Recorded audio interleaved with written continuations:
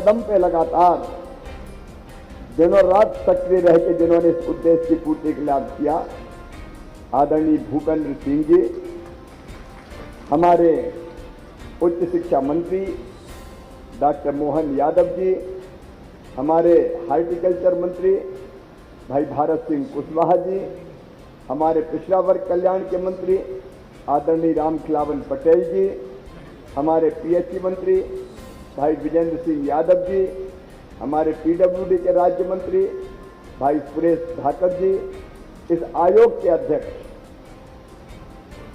मैं आयोग का विशेष रूप से उल्लेख करना चाहूंगा। हमने आयोग बनाया और आयोग बनते ही बैठक करके मैंने कहा दिनों रात एक कर दो, दौरा करो, तथ्य जुटाओ, आंकड़े जुटाओ, बिना उसके हम आरक्षण बचा नहीं पाएंगे।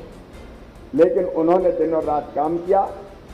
आदरणीय डॉक्टर गौरी शंकर बिसेन जी, भाई प्रदीप जी, मैं एक बात आज जरूर कहूंगा, प्रदीप पटेल इतनी गहराई में जाकर काम करते हैं और मैं तो अध्ययन देख के हैरत में था। और इसका उदाहरण मैं ये देता हूं कि जब सुप्रीम कोर्ट ने और तथ्य मांगे तो ये थे मऊगंज में।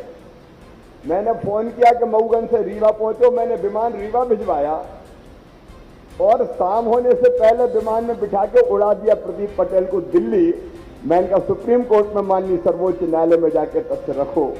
भाई प्रदीप जी, बहन कृष्णा जी, बहन कविता पाटीदार जी, भाई रणवीर सिंह रावत जी, वैभव पवार जी, माया जी, दर्शन जी, हमारे वरिष्ठ नेतागण, आदरणीय सांसद श्री गणेश पटेल जी, रोडमल नागर जी, केपी यादव जी, ज्ञानेश्वर पाटिल जी, एक बार फिर सभी समाजों के, क्योंकि कोई नाम लूं कोई नाम नहीं लूं ये उचित नहीं होगा, लेकिन पूरे सम्मान के साथ आज यहाँ पे आप आमंत्रित हैं, आप पधारे हैं, तो सभी समाजों के अध्यक्षगण, पदाधिकारीगण और उपस्थित मेरे बहनों और भाइयों, एक को छोड़ के, क्योंकि किरार समाज की राष्ट्रीय अध्यक्ष भी यहाँ पे है और वो मेरी धर्मपत्नी है, आप सबका मैं यहाँ हृदय से स्वागत करता हूँ। मैं सचमुच में आज आपको भावनात्मक रूप से बता रहा हूँ।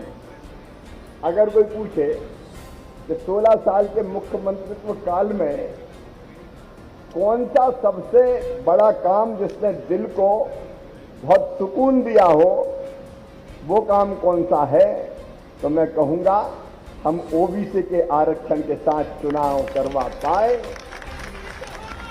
सचमुच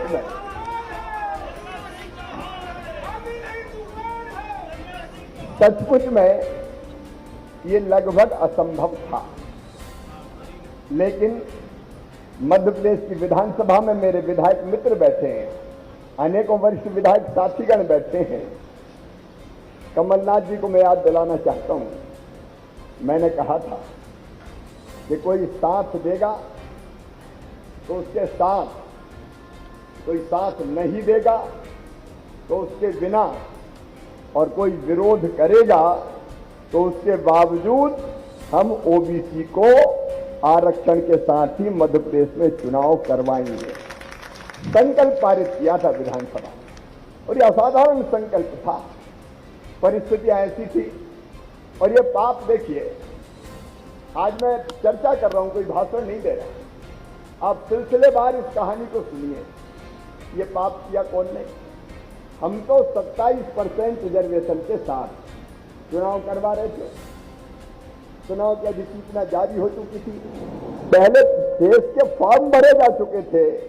कमलनाथ जी, आज तुम मध्य प्रदेश बंद का आह्वान कर रहे हो, तुम्हारी कोई नहीं सुन रहा, लेकिन मैं तुमसे जवाब चाहता हूं।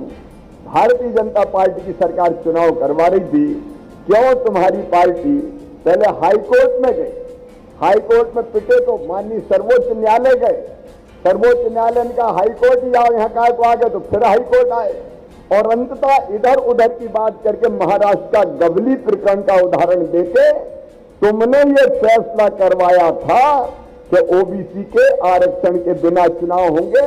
ये फैसला हो गया था कि जितने आरक्षित पद है ओबीसी के सबको अनारक्षित कर दो, और बिना ओबीसी के चुनाव करवाओ। ये पाप, ऐतिहासिक पाप अगर किसी ने किया था तो कमलनाथ, आप ने और कांग्रेस पार्टी ने किया था।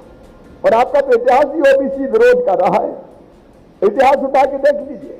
आज चूंकि कांग्रेस नाटक कर रही है, आरोप लगा रही है, बंद का आह्वान कर रही है, इसलिए मैं पूछना चाहता हूं, पहले तो एक ही बात का जवाब दे दो जिसका उल्लेख क्या हुआ है। कमलनाथ जी, सोनिया गांधी जी, राहुल गांधी जी, प्रियंका गांधी जी और जितने जी हैं उनके, एक बात का जवाब मुझे दे दो। महाराष्ट्र में तुम्हारी सरकार, तुम्हारे साथ वाली सरकार, एक साथ प्रकरण गए, कोर्ट में लड़ाई हुई, जहां तुम सरकार में हो वहां ओबीसी को आरक्षण नहीं मिला। बिना ओबीसी के आरक्षण के पंचायत के चुनाव हो गए और नगरीय चुनाव के आदेश हो गए, वहां कोई आरक्षण नहीं है। और एक मध्य प्रदेश है जहां अंतिम सांस तक हमने लड़ाई लड़ी और मध्य प्रदेश में ओबीसी के आरक्षण के साथ चुनाव संपन्न हो रहे हैं। अरे बड़ा ओबीसी प्रेमी होने का दंभ भरते हो। अगर इतना ही ओबीसी प्रेम था तो महाराष्ट्र में क्यों ओबीसी के बिना, यहां विरोध करने के पहले जवाब तो दो। तुम भाई चुनाव में आरक्षण नहीं दिला पाए और यहां बड़ी बड़ी बातें कर रहे हो। मित्रों, कांग्रेस का विरोध, कांग्रेस की नीति ही ओबीसी विरोध की रही है। 1952 में पहले चुनाव हुए, भरपूर बहुमत कांग्रेस का था, कभी ओबीसी को आरक्षण दिया। 1957 में दूसरा चुनाव, कांग्रेस की सरकार, कभी पिछड़े वर्ग के बारे में सोचा। 1962 में तुम्हारी सरकार आई, तुमने ओबीसी के बारे में सोचा। 67 में तुम्हारी सरकार आई, तुमने कभी ओबीसी के बारे में सोचा। 72 में तुम्हारी सरकार, कभी ओबीसी के आरक्षण के बारे में सोचा। रिपोर्ट कई बनी, आयोगों का गठन हुआ, काका कालेल कर रिपोर्ट, एक नहीं अनेकों रिपोर्ट आती रही। कांग्रेस ने कभी ओबीसी के आरक्षण का विचार तक नहीं किया। अगर पिछड़े वर्ग को आरक्षण की शुरुआत हुई तो 1977 में मंडल कमीशन का गठन हुआ था। कांग्रेस ने उस रिपोर्ट को बाद में जब उनकी सरकार आई तो बिल्कुल ठंडे बस्ते में फेंक दिया। और फिर जब गैर कांग्रेसी सरकार 1989 में बनी तब मंडल आयोग की सिफारिश लागू की। कांग्रेस का इतिहास ओबीसी विरोध का इतिहास रहा है। और अभी आप सब जानते हैं, आरक्षण न मिले इसके लिए कौन सुप्रीम कोर्ट में गए। एक एक पक्षकार का नाम आप देख लीजिए, सारे कांग्रेस के नेता थे। खड़े होने वाले वकील से लगा के और याचिका दायर करने वाले कौन थे? सब कांग्रेस के कार्यकर्ता थे जो खड़े रह के दिन रात इस बात की कोशिश कर रहे थे कि आरक्षण मिल ना जाए। और जब एक फैसला आ गया तो कितने गदगद थे, अरे हो ही नहीं सकता, इतने प्रसन्न थे, गाली दे रहे थे हमें, लेकिन मन ही मन प्रसन्न हो रहे थे कि बिना आरक्षण के चुनाव हो रहे हैं। ये आरक्षण का जो विवाद था उसका प्रारंभ तुमने अभी प्रारंभ करवाया। और देखिए, केवल वोट बैंक की राजनीति की कांग्रेस से आज मैं फिर स्पष्ट करना चाहता हूं। इन्होंने सरकार बनने के बाद ऐलान कर दिया वोट के लिए 27% आरक्षण। 8 मार्च को 2020 में ये फैसला इन्होंने किया, 2019 में, और तत्काल 10 मार्च को कोर्ट में चले गए। कोर्ट में गए तो आरक्षण मिले। इस पक्ष में वकील तक इनके जो एडवोकेट जनरल थे, कमलनाथ जी जवाब देना पड़ेगा, एडवोकेट जनरल ही खड़े नहीं हुए। 18 तारीख को स्टे हो गया और उस स्टे के बाद कमलनाथ ये भी जवाब आपको देना पड़ेगा, आरक्षण पर स्टे के बाद 27% आरक्षण पर तुम सुप्रीम कोर्ट तक नहीं गए, तुमने याचिका तक दायर नहीं की। मन ही मन प्रसन्न थे कि हमने कह भी दिया और दिया भी नहीं, कोर्ट ने रोक दिया। क्यों नहीं गए सुप्रीम कोर्ट? हमने तो अंतिम सांस तक लड़ाई लड़ी, तुम्हारे वकील सुप्रीम कोर्ट में खड़े नहीं हुए, तुमने दोबारा कभी कोशिश नहीं की, केवीएट दायर नहीं की, इनने केवीएट दायर नहीं की। कई बार जब ऐसा मामला आता है कि कोर्ट में मामला जा सकता है तो सरकारें केवीएट दायर करती है, इनने केवीएट दायर नहीं की। उल्टे में आज चूंकि ये बात कर रहे हैं बंद की, इसलिए कहना चाहता हूं, उल्टे इन्होंने जब हाई कोर्ट में 27 से घटा के 14% आरक्षण मिले, ये स्थगन दिया शैक्षणिक संस्थानों में, तो इनका वकील वह पूछता है कि शैक्षणिक संस्थानों में तो हो गया, क्या पीएससी में भी ये आरक्षण 14% कर दें? ये कांग्रेस का वकील कहता है। किसको मूर्ख बना रहे हैं, मैं पूछना चाहता हूं। केवल मूर्ख बनाने के अलावा दूसरा काम नहीं किया। मेरे बहनों और भाइयों, हमने पूरी ताकत के साथ 27% की लड़ाई भारतीय जनता पार्टी की सरकार ने पूरी ताकत के साथ लड़ी। और जैसा बीडी शर्मा जी, भूपेंद्र सिंह जी बता रहे थे, अगर पिछड़ा वर्ग आयोग का संवैधानिक आयोग का दर्जा देने का काम किया तो कांग्रेस की सरकारों ने कभी नहीं किया। हमारे यशस्वी प्रधानमंत्री श्रीमान नरेंद्र मोदी जी ने ही किया। शैक्षणिक संस्थानों में नीट जैसी परीक्षाओं में 27% आरक्षण अगर लागू किया तो कांग्रेस ने कभी नहीं किया। हमारे प्रधानमंत्री नरेंद्र मोदी जी और भारतीय जनता पार्टी की सरकार ने किया। और अभी भी भारतीय जनता पार्टी की सरकार हर कदम पर, हर स्तर पर इस लड़ाई को लड़ने का काम कर रही है। मित्रों, कांग्रेस ने दिखावा किया और काम होने नहीं दिया। और अब भी लगातार उनकी कोशिश यही थी, लगातार, कि कैसे भी ये हो नहीं जाए। इसे कभी हाई कोर्ट, कभी सुप्रीम कोर्ट, कभी यहां, कभी वहां, घूमते घामते कैसे आरक्षण ना मिले, इसी बात का वो प्रयास करते रहे। लेकिन जैसे ही हमने विधानसभा से ये लड़ाई प्रारंभ की, आप में से कई को पता होगा कि हमने ओबीसी के बिना चुनाव ना हो, उसके लिए जो भी संभव हो, अब कुछ चीजें मैं बताऊंगा और कुछ चीजें ऐसी कि पहले हमने कहा कि नया डिलिमिटेशन हो। नए डिलिमिटेशन के बाद फैसला हो गया तो हमने कहा कि बिना ओबीसी के चुनाव ना हो। इसलिए हमने कहा नहीं, अब वो पुराने 14 के डिलिमिटेशन पे चुनाव होगा। हम जितने प्रयास कर सकते थे, इसलिए कि हमको न्याय मिल जाए कोर्ट से, हर संभव कदम उठाने की हमने कोशिश की। और तब जब आयोग की बात आई, सुप्रीम कोर्ट ने कहा कि 3T टेस्ट होना चाहिए, ट्रिपल टेस्ट। तो मुझे गर्व है, हमने देर नहीं लगाई। ये ओबीसी कमीशन हमारा बैठा है, विधि मंत्री भी बैठे हैं। तत्काल हमने गौरी शंकर बिसेन जी की अध्यक्षता में आयोग का गठन कर दिया। और आयोग ने दिनों रात मेहनत की, गांव-गांव घूमे। और अकेला आयोग नहीं, पूरी सरकार आयोग के साथ लगा दी थी। मैंने प्रदीप बता रहे, पूरी सरकार, सारे कलेक्टर्स लगा दिए थे। सबको कहा था तथ्यात्मक आंकड़े दो, ऊपर से लेकर नीचे तक कर्मचारी, अधिकारी आंकड़े जुटाने का काम कर रहे थे दिनों और रात। ओबीसी कमीशन ने अपनी रिपोर्ट सौंपी और उस रिपोर्ट के बाद एक फैसला और आया। आप सोचिए हम कितने गंभीर थे कि ओबीसी आयोग ने ये तो कह दिया, ओबीसी आयोग ने रिपोर्ट दी कि 48%, 48% आबादी है, 35% रिजर्वेशन देना चाहिए। अब ये सिफारिश के बाद फिर माननीय सर्वोच्च न्यायालय ने कहा, तो निकायवार तो बता ही नहीं कि निकायवार कहां कितना देना चाहिए। तो मैं आज आपको कह रहा हूं, दिन और रात भर हमारे दफ्तरों ने काम किया और हमने निकायवार आरक्षण करके इस निकाय में इतने % होना चाहिए, सुप्रीम कोर्ट में युद्ध स्तर पर जाकर सबमिट कर दिया कि भोपाल में इतना होना चाहिए, बालाघाट में इतना होना चाहिए, सतना में इतना होना चाहिए, सिंगरौली में इतना होना चाहिए। कोई इस तेज गति से कभी कर सकता है? दिन और रात काम किया हमारी टीम, दिन और रात, और निकायवार रिपोर्ट सबमिट कर दी। माननीय सर्वोच्च न्यायालय को जब ये प्रयास दिखे कि पहले तो हमने सैकड़ों कितने पन्ने की रिपोर्ट थी भाऊ, 600 पेज की रिपोर्ट,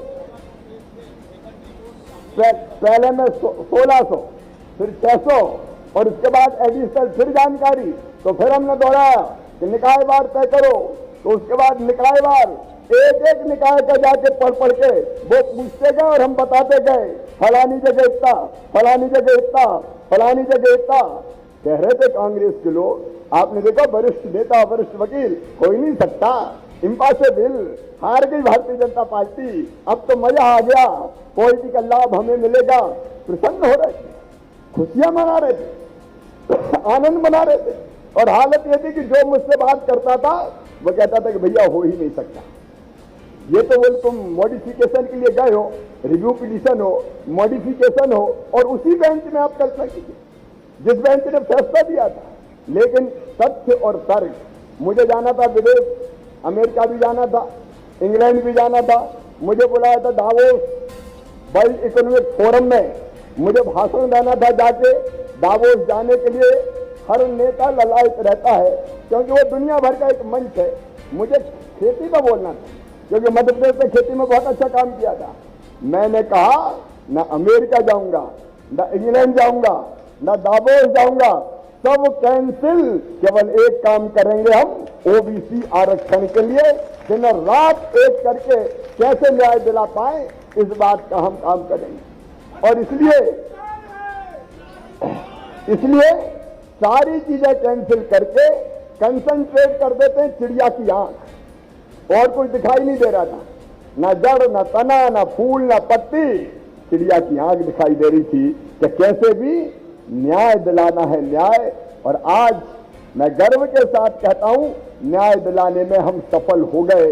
अब कांग्रेस कह रही है इतना होना था, उतना होना था, और तुम तो 1% भी नहीं दिला पाए महाराष्ट्र में, उड़ीसा में मिला, बता दो। अगर हमने दिलाया है तो उसका विश्लेषण भी कर लो।